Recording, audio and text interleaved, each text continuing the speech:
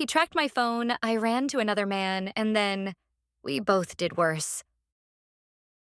I never thought my marriage could unravel so quickly, or that I'd be so deeply responsible for both pushing my husband away and then watching him pull me back. But here we are. If you saw my life from the outside, my husband's tears, my sister's betrayal, and the chaos of me running off with a coworker, you'd think it was some twisted soap opera. Sometimes it felt that way too. A couple of years ago, my husband, Dave, 34 million, started complaining about my social life. We were having these petty spats over how I'd get home late after going out with coworkers. The real flashpoint, though, was a coworker named Chris. Dave disliked him from day one, insisted he had a bad vibe, told me he didn't want us hanging out. But Chris was just this genuinely sweet, fun guy. I loved grabbing lunch with him or hitting a bar after work. Dave's jealousy seemed irrational, controlling even. Then Chris invited me to a baseball game, and I knew Dave would lose it. So instead of telling the truth, I lied and said I had to work. I figured no harm, no foul, just a few hours at the stadium. But lying to Dave was the spark that ignited everything. When I got home, I tried to keep up the charade, breezing in like it was a normal shift. He cornered me and said, "Where were you really?" And I refused to play games. That's when he whipped out my Google timeline location, which showed I'd been at the stadium. He looked heartbroken, accusing me of cheating. I was outraged he'd track me like that. It felt controlling and invasive. In a moment of anger, I told him I wanted a separation. I couldn't stand being policed in my own marriage. I moved out, stayed with my sister, 28F. I remember feeling a bizarre sense of relief, thinking maybe Dave and I just needed space. Chris, meanwhile, felt awful for lighting this fuse, but I told him it wasn't his fault. Soon enough, Chris and I started dating. Part of me enjoyed the freedom of it. No guilt about coming home late, no one tracking my phone. But after a few months, I realized Chris and I weren't on the same page about the future. He didn't want marriage or kids, I did. So we ended it, amicably enough. During that time, though, I could sense Dave's pain from afar. He texted me a few times, but mostly we lived separate lives until my grandfather got COVID last year. That moment shattered me. I called Dave, desperate for comfort. Despite everything, he showed up immediately, doing whatever he could to help. He was the warm, protective man I'd married. By the time my grandfather recovered, Dave and I had reconnected on a deeply emotional level. After 9 months apart, we decided to try again. Moving back in with Dave felt surreal at first, but we ironed out boundaries. We admitted we each dated one person during the separation. He had someone.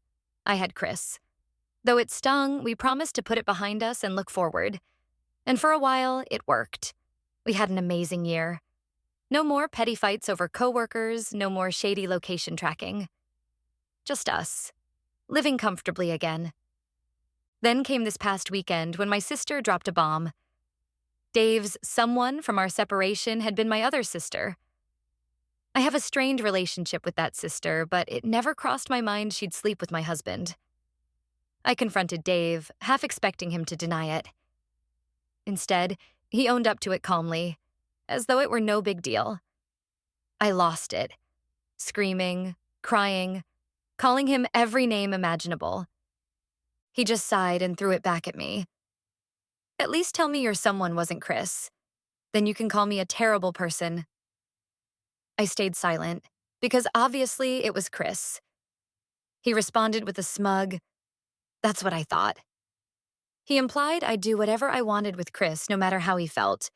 So he decided to return the favor by hooking up with my sister. In his mind, we were equally to blame for destroying each other's trust. But the story doesn't end with us screaming at each other, ironically. A few months back, as I was reeling from these revelations, I started seeing a psychologist to help cope. She referred me to a specialist, and I was diagnosed with bipolar 2, something I never even suspected. Suddenly, so many of my impulsive choices and irrational rage outbursts made sense in a horrifying new light. I fell into days of pure despair, convinced my life was over. Dave, strangely enough, became my rock again. taking time off work, staying by my side, ensuring I saw the right doctors. He's done more for me lately than I can fathom. And you know what? We began counseling together. Our counselor has been guiding us through the complicated layers: the baseball game lie, the fling with Chris, Dave's fling with my sister, and now my bipolar diagnosis. We're trying to piece together if we can truly forgive. It's not simple. Some days, Dave and I have real warmth between us. Other days, I can barely look at him without picturing him and my sister tangled in sheets. Shockingly, I also managed to reconnect with that sister. At first, I hated her. In my mind, she was a traitor. But we ended up having a brutal talk that ended with both of us sobbing over the years of resentment built up between us. I realized I'd been cruel to her, competitive, dismissive, mocking her choices. She told me she always felt overshadowed, that Dave comforted her in a rough patch, and one thing led to another. We're not justifying it, but we both admitted we messed up.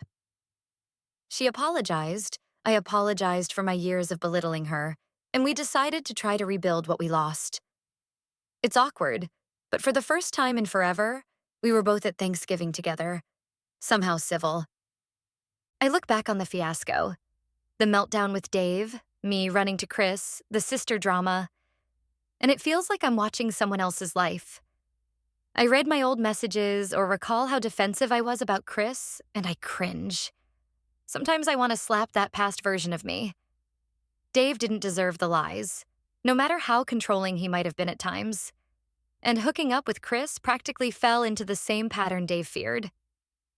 Yet Dave hooking up with my sister in revenge? That stings just as much. We've definitely not wrapped it all up in a pretty bow. Yes, I'm on medication for bipolar 2, which helps me keep a calmer mindset. Yes, Dave is more patient, more gentle, but the memory of him sleeping with my sister is a wedge between us. We have days where we laugh, reminding ourselves why we fell in love.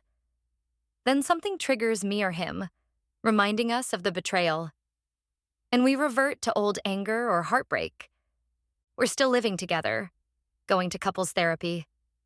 We want to see if we can salvage the best parts of our marriage. But the pain is enormous.